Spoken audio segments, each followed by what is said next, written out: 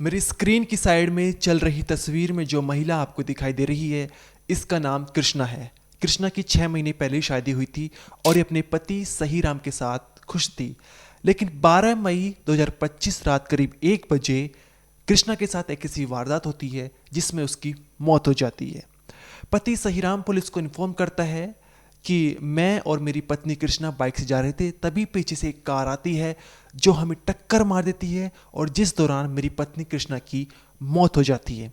लेकिन जब पुलिस जांच पड़ताल करती है तो पूरी कहानी पलट जाती है। सामने निकल कर आता है कि जो कृष्णा की मौत वो रोड एक्सीडेंट में नहीं बल्कि एक सोची समझी साजिश के तहत हुई है और कृष्णा का हत्यारा कोई और नहीं बल्कि उसका पति सही राम ही है। लेकिन अब सवाल था कि सही राम ने अपनी पत्नी की क्यों हत्या की और फिर क्यों उसकी मौत को एक रोड एक्सीडेंट का नाम दे दिया। तो इसके पीछे की जो कहानी वो ये है कि जो सही राम है उसने अपनी पत्नी कृष्णा के नाम पर जो है 10 लाख रुपए का रोड इंश्योरेंस करवा रखा था और वे 10 लाख रुपए वसूलने के लिए जो है ये पूरी कहानी रची गई थी। लेकिन जब पुलिस ने जांच पड़ताल की तो पूरा पर्दाफाश हो गया। अब इस वीडियो में हम आपको बताएंगे कि आखिर पुलिस ने कैसे इस केस को सुलझाया, क्योंकि बता दें जो सही राम है वो एक मेडिकल स्टोर चलाता है। उसे ये बखूबी जानकारी थी कि कहां पर चोट मारने से ऐसा लगेगा कि जैसे ये रोड एक्सीडेंट में मौत हुई है। लेकिन इसके बावजूद पुलिस ने अपनी सूझबूझ के तहत जो है तमाम टेक्निकल जांच के तहत जो है इस केस का पर्दाफाश किया है। कैसे पुलिस ने ये पता लगाया कि ये रोड एक्सीडेंट नहीं बल्कि एक सोची समझी साजिश है और इसका हत्यारा कोई और नहीं बल्कि पति सही राम ही है। इसके पीछे की कहानी बताएंगे, साथ ही आपको बताएंगे सही राम ने जो है अपनी पत्नी कृष्णा की जो हत्या की प्लानिंग थी वो कैसे की, क्योंकि इसमें 4 लोग और शामिल थे। इसके अलावा सही राम की जब आप कुंडली जानेंगे तो आपके रोंगटे खड़े हो जाएंगे, क्योंकि सही राम की ये दूसरी पत्नी थी कृष्णा। पहली पत्नी की भी मौत हो गई थी, सामने निकल कर यह आया था कि बीमारी के कारण मौत हुई है। लेकिन अब इसमें पुलिस का कहना है कि ये जांच का विषय है, शायद हो सकता है कि पहली पत्नी की मौत में भी जो है वो सही राम का हाथ हो। तो नमस्कार, मेरा नाम अनिरुद्ध पवार, आप देख रहे हैं क्राइम तक। ये जो पूरा मामला है राजस्थान के झुंझुनू इलाके का है। 12 मई 2025 रात करीब 1 बजे पूरी प्लानिंग के तहत कृष्णा की हत्या कर दी जाती है और उसके थोड़ी देर बाद जो है पति सही राम पुलिस को इन्फॉर्म करता है और बताता है कि पीछे से एक अज्ञात कार आई। उसने जब हम बाइक पे जा रहे थे, हम झुंझुनू से जयपुर जा रहे थे और कार ने टक्कर मारी और वहाँ से फरार हो गए। और उस दौरान जो है मुझे भी चोट आ गई और मेरी पत्नी की तो मौत हो गई है। अब पुलिस जो है मौके वारदात पर पहुंची। सबसे पहले जो कृष्णा की डेड बॉडी तो उसको पोस्टमार्टम के लिए भिजवाया और फिर क्राइम सीन को वहाँ पर इन्वेस्टिगेशन करने लगी।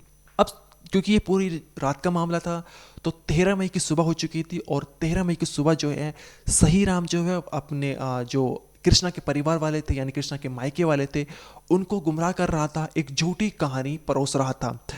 अब पुलिस जो है मौके वारदात पर पहुंची, वहाँ का मुआयना किया तो पुलिस ने पाया कि जो चीज़ें सही राम ने बताई है वो मौके वारदात से मैच नहीं खा रही है, क्योंकि यहाँ पर बहुत सारी चीज़ें जो है पुलिस को अलग लगी।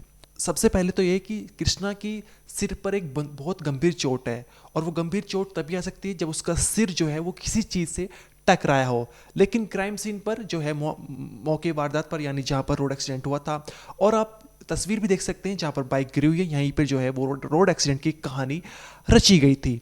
तो यहाँ पर पुलिस को जो है ऐसी कोई चीज़ नहीं मिली जिससे कृष्ण का सिर उससे टकराया हो, जिससे उसको चोट लगी हो। इसके बाद यहाँ पर जो है पुलिस को थोड़ा शक होता है। इसके बाद पोस्टमार्टम रिपोर्ट सामने आती है और पोस्टमार्टम रिपोर्ट में आता है कि जो कृष्णा के साथ मारपीट की गई है और बहुत सारी चोटों के निशान है। तो यहाँ पर जो है पुलिस का शक सही राम यानी कृष्णा के पति सही राम की तरफ जाता है और क्योंकि वही फर्स्ट इन्फॉर्मर था तो पुलिस उसको हिरासत में लेती है और पूछताछ करती है। तो पूछताछ के दौरान जो है वो अपना जुर्म कबूल करता है। वो कहता है कि मैंने 4 लोगों के साथ मिलकर अपनी पत्नी कृष्णा की हत्या की साजिश रची। अब सवाल ये था कि क्यों उसने अपनी पत्नी की हत्या की। तो इसके पीछे कहानी ये थी कि 12 नवंबर 2024 को जो है यानी करीब 6 महीने पहले जो है कृष्णा की शादी सही राम से हुई थी। कृष्णा की उम्र 35 साल है और सही राम की उम्र करीब 47-45 साल है। तो इन दोनों की शादी हुई नवंबर 2024 में और उसके बाद जो है अप्रैल के महीने में सही राम ने पहले तो HDFC बैंक से 10 लाख रुपए का गोल्ड लोन लिया। इसके अलावा जो है 10 लाख रुपए का रोड इंश्योरेंस करा दिया अपनी पत्नी कृष्णा के नाम पर।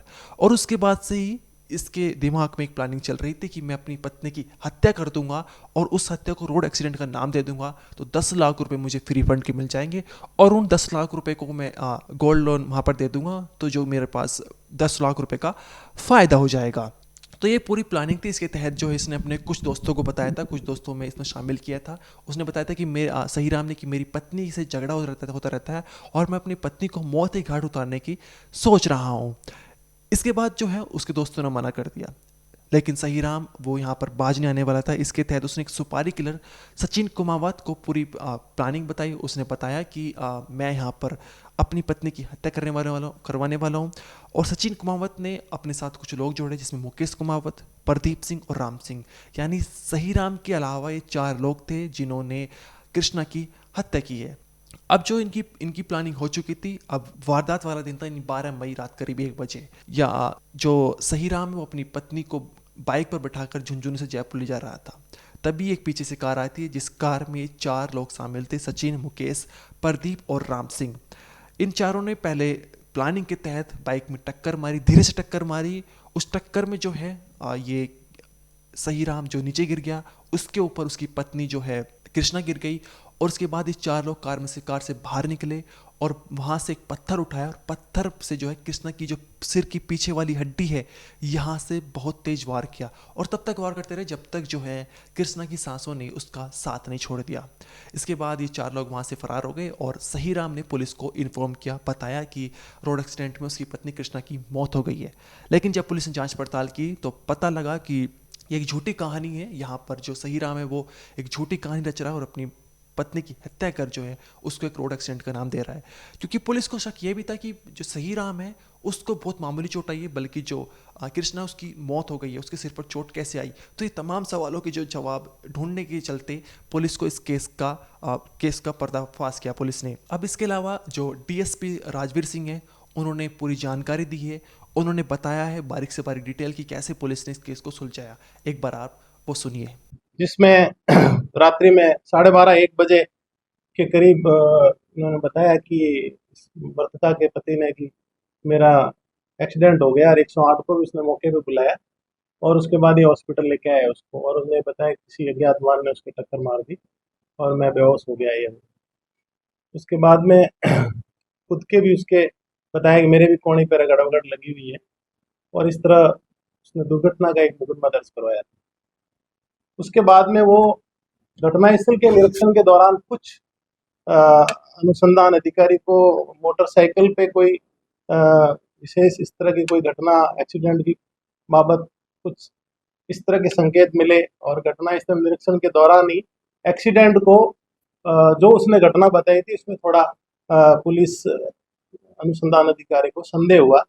उन्होंने अपने इस अनुसंधान के दौरान ही पूरा एक विस्तृत दायरे में अनुसंधान शुरू किया, जिसमें थानाधिकारी सुगन सिंह और उनकी टीम, इन्होंने इसमें अपनी आसूचना संकलन अधिकारी जो करने वाले उनको भी लगाया। और जो परिवादी था उसने प्रातःकाल जब लोगों को मिलकर के कानून व्यवस्था मोचरी में जब डेड बॉडी देखी तब भी उसने काफी भटकाने का प्रयास किया और वहां भी वो अलग तरह से उसका बिहेवियर था। तो उसने पीड़िता के परिजनों को भी अलग तरह से गुमराह करने के भी प्रयास किए थे। तो प्रथम दृष्टया दुर्घटना का मुकदमा दर्ज करवाया, उसका पोस्टमार्टम करवाया था। लेकिन अनुसंधान के दौरान जो तथ्य आए उसके आधार पे आसूचना संकलन और एक विशेष टीम थाने की थी वो, और उसके जो बारे में पता किया गया तो ये पता हुआ कि उसने अपने पत्नी के नाम से एचडीएफसी से गोल्ड लोन लिया था और पत्नी के का इंश्योरेंस भी, जितने का गोल्ड लोन लिया था उतना ही उसने इंश्योरेंस भी करवाया था और ये अभी जल्दी ही करवाया था।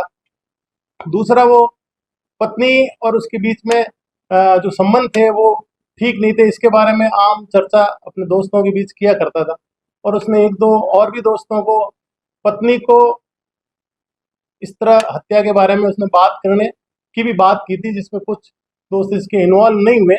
उसके बाद में इसने ये सुपारी दे करके और ये पूरी टीम बना के और ये घटना को अंजाम दिया, जिसमें इन्होंने उसकी वहाँ हत्या की। उसके साथ में जो एक सचिन सचिन कुमार था वो था, एक मुकेश कुमार, एक प्रदीप सिंह और एक राम सिंह।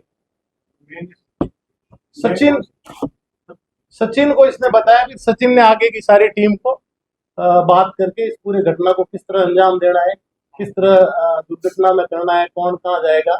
तो इसके टेक्निकल सारे जो रूट पे अनुसंधान के दौरान जो भी चीजें आई, वो इसने सारी विरोधाभासी बातें बताई थी, लेकिन जो ये झूठ पे झूठ बोलता जा रहा था। तो इस तरह अनुसंधान करते करते काफी अनुसंधान में साक्ष्य आए कि इन्होंने एक्सीडेंट को एक जामा पहना करके हत्या की। ये पूरी योजना बनाई और उन्होंने कार में पीछे जाकर के थोड़ी सी कार मोटरसाइकिल के पास ले जाई और वो गिर गया। उसने पहले से परिवादी ने सब बता दिया था कि मैं गिर जाऊंगा, मेरी पत्नी मेरे ऊपर गिरेगी, तो पीछे से आप उस पर पत्थर से वार कर देना। तो इन्होंने गाड़ी से नीचे उतर के तुरंत उस पर पत्थर से वार किए और उसको वही मौके पर ही उन्होंने, मुलजिम मेडिकल की दुकान करता है, उसको काफी शारीरिक किस बॉन पे कहाँ मारने से हत्या जल्दी हो जाती, इस संबंध का उसको ज्ञान था, इसलिए उसने जो हड्डी है पीछे की, उसी हड्डी पे पत्थर से वार करवाए। अब ये सब अनुसंधान के विषय है जो मैं आपको, अनुसंधान अधिकारी के बारे में आगे जो भी बात करेगा वो अनुसंधान अधिकारी कर रहे हैं।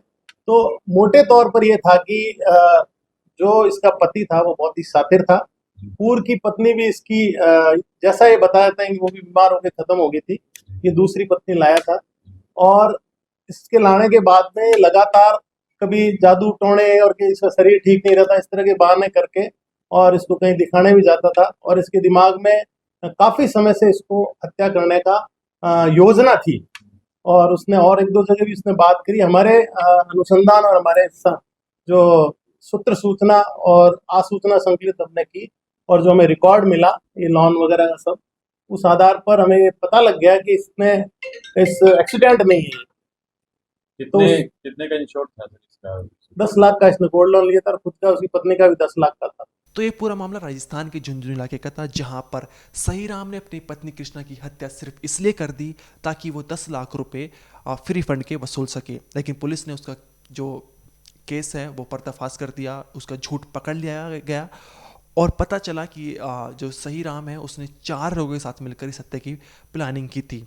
इसके अलावा सामने निकल कर ये भी आया है कि कृष्णा जो है वो उसकी दूसरी पत्नी है, पहली पत्नी की बीमारी के कारण मौत हो गई थी। लेकिन पुलिस ने कहा है कि जांच का विषय है और इसमें जांच होनी चाहिए कि क्या सच में पहली पत्नी की जो मौत है वो बीमारी के कारण हुई थी या फिर उसमें भी सही राम का हाथ है।